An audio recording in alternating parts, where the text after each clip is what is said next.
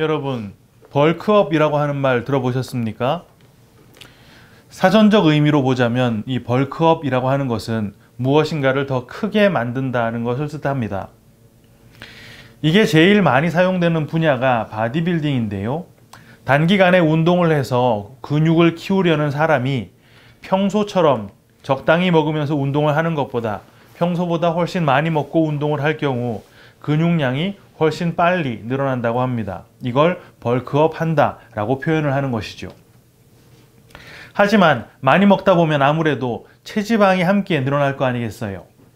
그때 고강도 운동을 병행해서 체중 및 근육량을 지속적인 상향 상태로 유지하지 못하게 된다면 근육량의 증가보다 체지방의 증가가 더 많아져서 말 그대로 살만 더 찌게 되는 바람에 오히려 체형이 망가지는 경우도 있다고 하지요. 그리고 운동량이 줄어들게 되는 순간 늘어난 살이 고스란히 몸에 남게 된다고 합니다. 또 벌크업을 하는 과정 중에는 반드시 고강도 운동을 병행해야만 하기 때문에 상대적으로 부상의 위험도 높다고 하죠. 그래서 헬스 트레이너들은 이 벌크업을 그렇게 좋게만 보지는 않는다고 해요. 굳이 벌크업을 해야 한다면 한 달에 많아야 2kg 아니면 2.5kg 정도만 늘려가면서 천천히 그리고 꾸준히 오래도록 운동을 하는 것을 권한다고 합니다. 지난 시간 우리는 이혼에 대한 이야기를 함께 나눴습니다.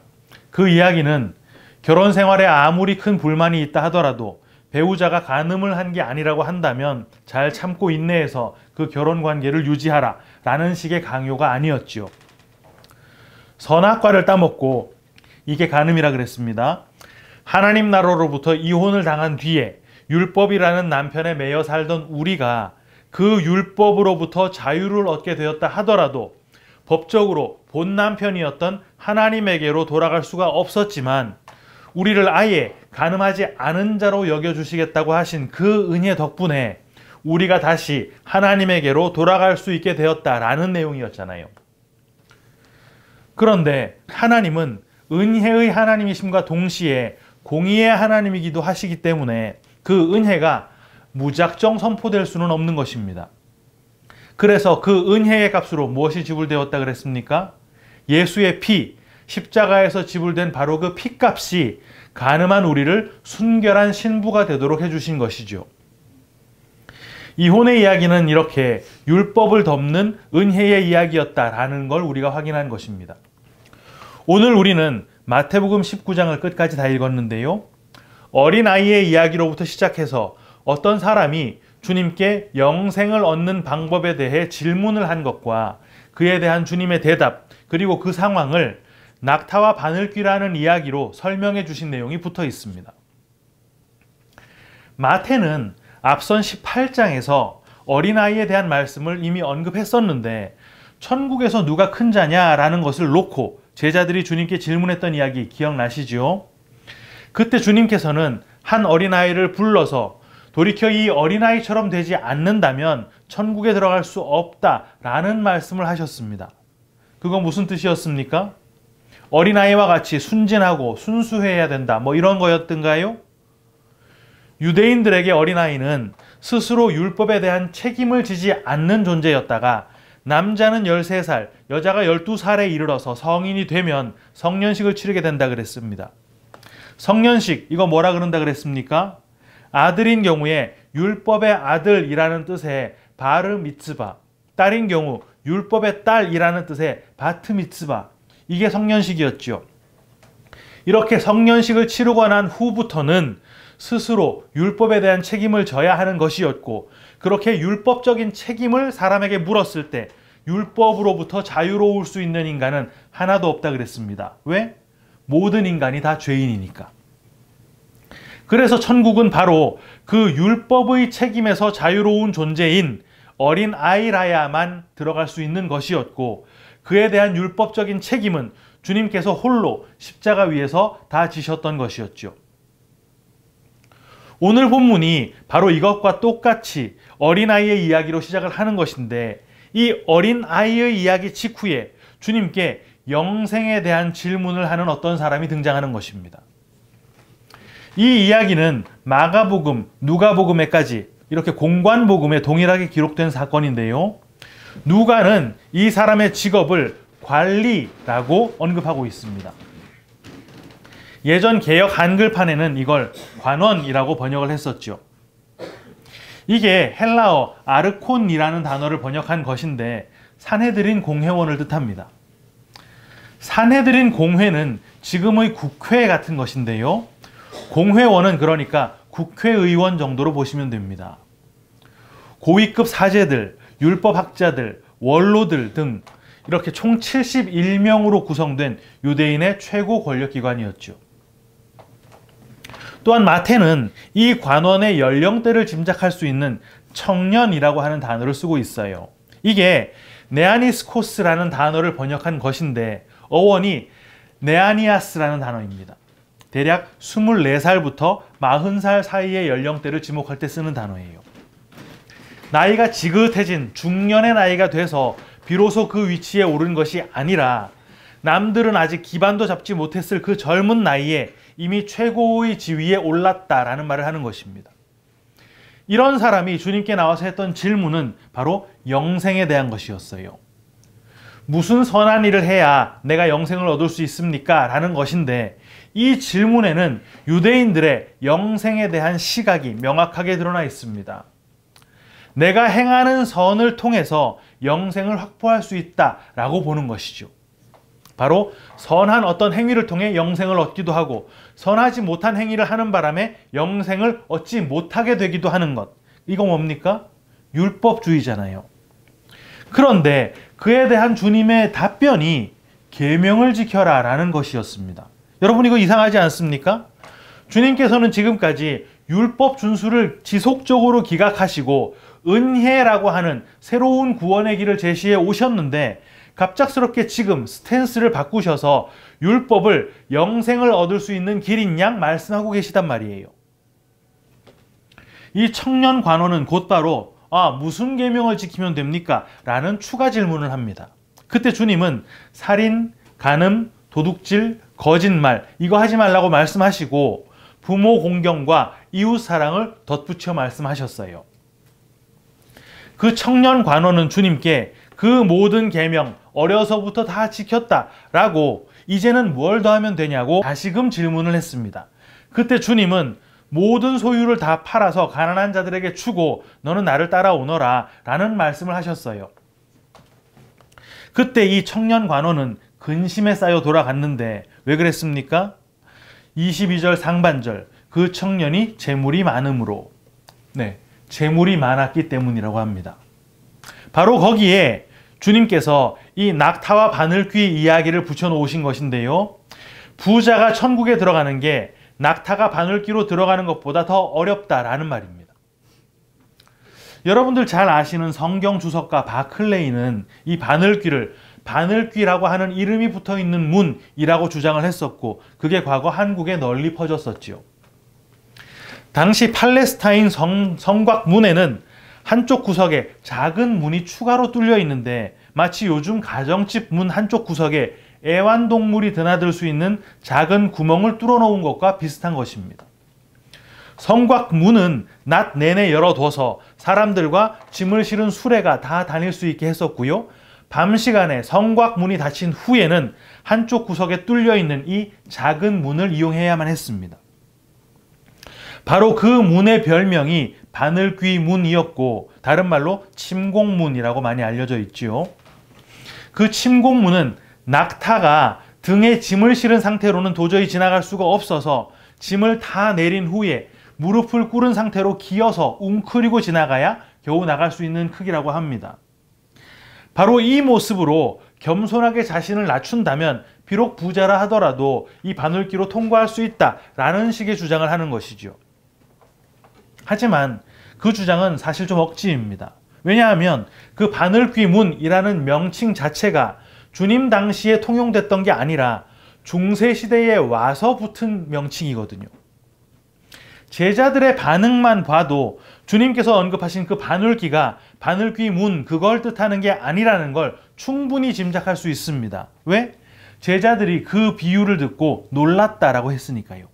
본문 25절 제자들이 듣고 몹시 놀라 이르되 그렇다면 누가 구원을 얻을 수 있으리이까? 정말 주님께서 그 바늘 귀문을 말씀하신 것이었다면 제자들은 놀란다기보다는 천국 가려면 겸손하고 청빈하게 살아야겠구나 이렇게 받아들였을 거 아니겠어요. 오늘 본문을 봐봐. 주님께서도 천국 가려면 계명 잘 지켜야 한다고 하잖아. 거기에다가 구제도 빼면 안 되지. 이렇게 하고 주님을 따르면 천국 가는 것이지. 이렇게 받아들인다면 그건 본문을 아예 반대로 이해를 하는 것입니다. 본문이 말하려는 핵심은 전체 맥락 속에서 파악을 해야만 정확하게 이해할 수가 있어요. 지금 이 이야기가 어떤 맥락 안에 들어와 있는 그런 이야기입니까? 율법이라는 남편에게서 자유로워진 이혼의 이야기에 율법의 책임에서 자유로운 어린 아이의 이야기가 붙어 있고 바로 거기에 이 청년 관원의 이 사건이 나와 있는 것입니다. 그리고 거기에 형제, 자매, 부모, 자식, 전토를 다 버린 자들이 천국에서 상급을 받게 된다라는 이야기로 19장이 맺어지고 있는 거예요. 이 부분을 통해서 천국 입성, 다른 말로 영생의 확보를 간추려 보자면 천국은 어린 아이라야만 들어갈 수 있는 곳임과 동시에 형제, 자매, 부모, 자식, 전토를 다 버린 자들이 들어갈 수 있는 곳이겠지요. 그렇다면 형제, 자매, 부모, 자식, 전토를 다 버린 자와 어린 아이는 동일 선상에 있게 됩니다. 그 어린 아이에게 형제, 자매가 붙고 부모, 자식이 붙고 전토가 붙으면 이제 그 어린아이는 더 이상 천국에 들어갈 수 있는 어린아이가 아닌 성인이 되는 것이겠지요. 여러분, 형제, 자매, 부모, 자식, 전토 이게 다 뭡니까? 세상에서 모두가 나를 배신해도 끝까지 내 힘이 되어줄 존재들입니다. 아니, 형제, 자매, 부모, 자식은 그렇다 쳐도 전토도 그럴까요? 네. 유대인들에게 전토는요, 매매가 가능한 것이긴 하지만 아무리 그 땅을 팔았다 하더라도 결국 희년이 되면 돌려받게 되는 것이거든요. 레위기 25장 23절 상반절 토지를 영구히 팔지 말 것은 그 토지는 다 내 것임이니라. 그래서 유대인들은 누군가가 경제적인 압박 때문에 땅을 팔았다고 하더라도 그의 형제들이 그 토지 값을 물어주는 토지 무르기를 통해서 다시 땅을 되찾아 줬어야만 했었고 형제들까지 다 가난해서 그 땅값을 물어주지 못하는 경우에 희년까지 기다려서 그 땅을 거저 돌려받는 것을 율법으로 알고 있었습니다. 그러니까 형제, 자매, 부모, 자식, 전토라고 하는 것은 내가 세상을 살아가는 힘인데 어린 아이에게 그 힘이 붙는 순간 그 어린 아이는 낙타가 되어서 천국 입성이 불가능해진다라는 말이겠지요. 그럼 원래 어린아이는 율법에서 자유로운 존재를 뜻하는 것이었는데 세상 힘이 붙어서 낙타가 되는 바람에 이젠 율법에서 더 이상 자유롭지 못한 자가 된다라는 말이 되겠네요. 그럼 그 세상 힘이라고 하는 게 뭘 말하는 것이겠습니까? 율법을 말하는 거예요. 그 세상 힘, 율법을 통해 내 존재를 더 강화하고 내 스스로 영생 확보를 차곡차곡 다져나가는 것, 다시 말해 율법 준수를 통해 천국에 입성하려고 하는 것, 그게 바로 낙타인 상태다라는 말을 하고 있는 것입니다.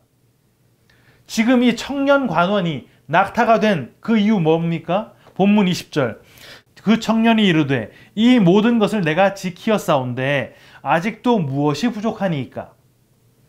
자기 스스로 그 율법을 모두 다 지켜서 그걸 자기 의로 쌓았는데 그 쌓은 자기의 의가 자기 스스로라고 하는 존재가 되면서 어린 아이였던 자신의 상태가 집채만한 몸집에 낙태가 돼버린 거예요.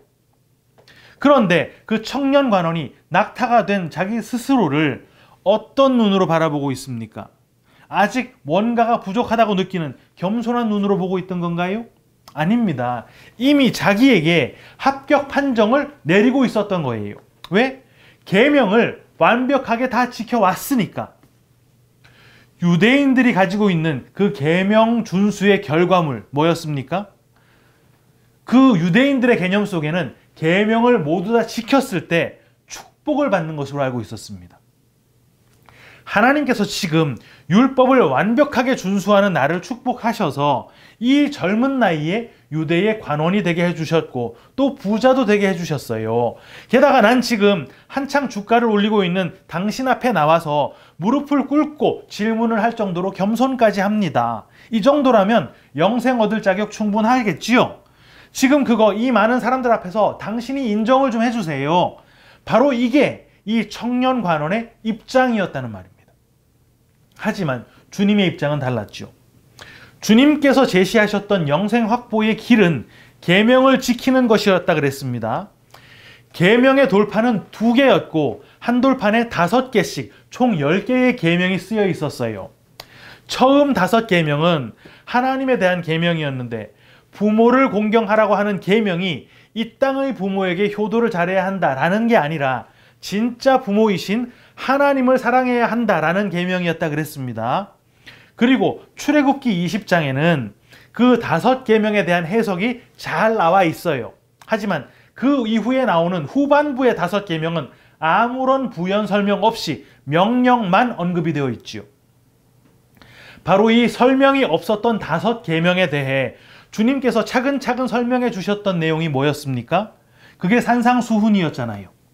거기서 설명됐던 내용들을 보면 다 이렇습니다. 마태복음 5장 21절. 옛사람에게 말한 바 살인하지 말라. 누구든지 살인하면 심판을 받게 되리라 하였다는 것을 너희가 들었으나. 여러분, 살인 뭐였습니까? 사람 죽이지 마 이런 거였던가요? 아니었지요. 율법에 매여서 그 소 죽이고 양 잡아 죽이는 그 살육질을 멈추라는 말이었습니다. 마태복음 5장 27절. 또 간음하지 말라 하였다는 것을 너희가 들었으나. 31절도 보면요. 또 일러스되 누구든지 아내를 버리려거든 이혼 증서를 줄 것이라 하였으나. 간음은 뭐고 이혼은 뭐였습니까? 배우자 놔두고 외도하지 말라 이런 것이었던가요? 아니었죠. 하나님으로부터 이혼당한 뒤에 율법에 매였던 것을 말하는 것이었습니다. 5장 33절 볼까요? 또 옛사람에게 말한 바 헛맹세를 하지 말고 네 맹세한 것을 주께 지키라 하였다는 것을 너희가 들었으나. 이건 무슨 내용이었습니까? 우리의 맹세는 아무런 가치가 없다고, 그래서 너희들이 율법 잘 지켜보겠다고 호언장담하며 맹세했던 거, 그거 다 무효로 기각해 버리시고 그 무효로 만드는 책임은 예수님께서 홀로 지시겠다라고 하셨던 것이었잖아요. 구약의 그 후반부 5개의 계명을 이렇게 4가지로 풀어주셨단 말입니다. 넷, 무슨 숫자였습니까? 복음의 수였죠. 그 5이라고 하는 율법이 담았던 참 뜻이 넷이라고 하는 복음이었다는 말입니다. 그래서 거기에 붙여서 넷을 하나로 압축한 게 5장 43절이었죠. 네 이웃을 사랑하고 네 원수를 미워하라 하였다는 것을 너희가 들었으나. 이 말을 주님께서 뭘로 풀어주셨습니까? 너희들 원수 미워하지 말고 원수도 사랑해야 해. 이렇게 풀어주셨잖아요. 그리고 그 원수 사랑하는 거 우리 능력으로는 안 되니까 우리에게 맡기지 않으시고 주님께서 친히 원수된 우리를 사랑하셔서 그 율법을 완성해 내셨다는 말입니다. 오늘 본문에도 그래서 구약의 그 나머지 후반부 5계명, 그 5을 살인하지 말라, 간음하지 말라, 도둑질하지 말라, 거짓 증언하지 말라, 이렇게 복음의 수 넷으로 다시금 선포해 주시고 그걸 압축해서 부모 공경, 이건 뭐라 그랬습니까? 하나님 사랑, 그리고 이웃 사랑을 덧붙여 말씀을 하신 것입니다. 영생을 얻어내는 길은 율법을 지켜내서 그걸 내 의로 차곡차곡 쌓는 방식이 아니라 하나님을 사랑하고 이웃을 사랑해서 십자가를 지신 그 예수님을 믿는 것, 바로 믿음을 통해 은혜로 주어지는 것이다 라는 걸 말씀하고 계신 거예요. 하지만 그때 이 청년은 그 율법을 은혜로 받아내지 못했습니다. 왜? 아직 역사 속에서 주님의 십자가가 서지 않았으니까. 그리고 그걸 이해 못했던 건 청년 관원뿐만이 아니었죠. 그 자리에 있는 모든 사람, 그 누구도 단 한 명도 그 말씀을 진리로 받아내지 못했습니다. 그걸 깨닫지 못했던 베드로가 못 깨달은 자답게 어처구니 없는 질문을 주님께 던지죠. 본문 27절. 이에 베드로가 대답하여 이르되 보소서 우리가 모든 것을 버리고 주를 따랐사온데 그런즉 우리가 무엇을 얻으리이까? 실제 주님께서 제자들을 부르셨던 그 당시 제자들은요 주저없이 배와 그물을 버려두고 주님을 따라갔습니다. 그런데 주님께서 부활하신 후에 베드로에게 뭐라고 하셨습니까? 요한복음 21장 18절. 내가 진실로 진실로 네게 이르노니 네가 젊어서는 스스로 띠띠고 원하는 곳으로 다녔거니와 늙어서는 네 팔을 벌리리니 남이 네게 띠띠우고 원하지 아니하는 곳으로 데려가리라. 지금까지 베드로가 해왔던 모든 일들을 다 스스로 띠띠고 원하는 대로 했던 것이라고 말하는 것입니다. 거기 배와 그물을 버리고 결단해서 주님을 따랐던 거 포함되겠습니까? 안 되겠습니까? 당연히 포함되겠지요. 여러분, 우리가 뭔가를 우리 스스로 버리잖아요? 성경은 그거 헌신으로 안 쳐줍니다. 그건 지금 나에게 조금 덜 소중한 걸 투자해서 내가 정말 얻어내고 싶은 거 손에 거머쥐려고 하는 탐심에 불과한 것이거든요. 그런데 십자가가 선 뒤 성령이 우리 안에 들어오시면 그때 우리의 삶이 어떤 방향으로 나간다 그랬습니까? 우리가 원치 않는 방향으로 나간다고 하잖아요. 이게 바로 성도의 삶이라는 말입니다. 왜? 내 형제, 자매, 부모, 자식, 전토 나에게서 다 털어내야 하기 때문에 내 의지로 떳떳하게 탁탁 내려놓는 그거 말고 하나님께서 내 세상의 힘 알뜰하게 탁탁 다 털어내신다는 말을 하는 것입니다. 사랑하는 키퍼스 처치 성도 여러분, 우리가 바로 이렇게 은혜를 붙잡은 자들이에요. 세상의 가치관, 율법의 눈으로 보자면 우리는 실패자이고 낙오자일 수밖에 없습니다. 돈, 명예, 지위, 건강 뭐 하나 내세울 만한 거 있습니까? 아무것도 없잖아요. 그런데 그렇게 세상의 힘 다 털린 자에게 선포되는 진짜 축복 뭐라 그랬습니까? 29절 다시 읽어드립니다. 또 내 이름을 위하여 집이나 형제나 자매나 부모나 자식이나 전토를 벌인 자마다 여러 배를 받고 또 영생을 상속하리라. 그렇게 다 털린 성도들에게 하나님께서 넘치도록 채우시는 그 복이 바로 영생인 것입니다. 털린 채로 살아가는 이 영생의 삶이 여전히 우리 육신을 피곤하게 만들고 때때로 우리 마음까지 낙심하게 만들기도 하지만 그럴 때마다 하늘의 소망을 붙들고 믿음으로 성도의 길 끝까지 걸어가는 우리 모두가 다 되시기를 주님의 이름으로 축원합니다. 아멘.